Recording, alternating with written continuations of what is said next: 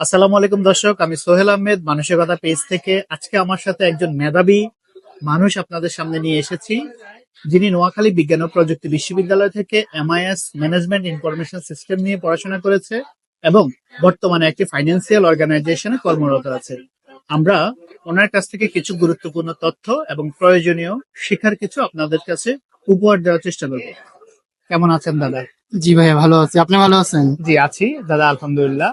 শুভ সন্ধ্যা। আমার সাথে জয়েন করার জন্য আপনাকে অসম্ভব এবং অসংখ্য স্বাগত। আপনাকেও শুভ সন্ধ্যা। আমাকে আপনার লাইভ অনুষ্ঠানে আনার জন্য।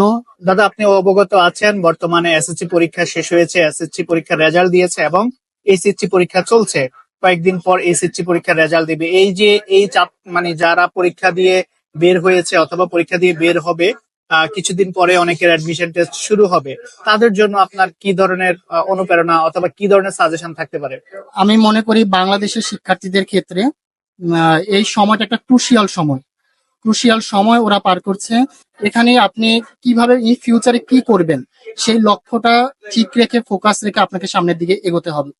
সো আমি মনে করি যারা যে ড্রিমই দেখুক না কেন, এখন থেকেই পরবর্তী ধাপে যাওয়ার আগে, যেমন যারা এসএসসি পরীক্ষা দিচ্ছে তারা ভাববে আমার হাতে আরো 2 বছর সময় আছে, কিন্তু এই ব্যাপারটা ওই দিকে মোড় না ঘুরিয়ে, 2 বছরের দিকে না ঘুরিয়ে, এখন থেকে যদি তারা প্রিপারেশন অথবা তারা তাদের লক্ষ্য স্থির রেখে সামনের দিকে এগোয়, তাহলে এটা অনেক ইফেক্টিভ হবে। যে আমাদের অনেক সময় দেখা যায় কি আমরা একটা লক্ষ্যে স্থির থাকতে পারি না। সো আমার মাঝে মাঝে মনে হয় তারা প্ল্যান এ কিংবা প্ল্যান বিও রাখতে পারে, যে একটাতে ব্যর্থ হলে তারা প্ল্যান বি এর দিকে সুইচ করতে পারে।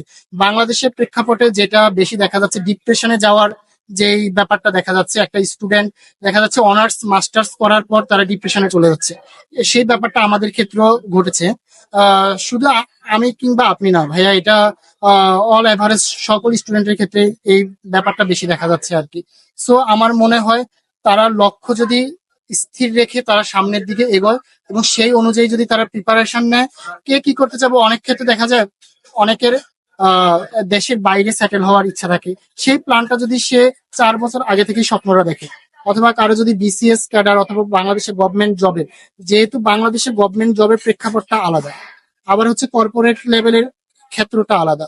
সো আমার মনে হয় কেউ যদি গভর্নমেন্ট জবের দিকে ফোকাস রাখতে চায়, তাহলে তার সেই দিকেই ট্র্যাকটা রাখা উচিত। আবার কেউ যদি কর্পোরেটের দিকে যেতে চায়, তাহলে তার ওইভাবে প্রথম থেকে তাকে গড়ে তোলা উচিত।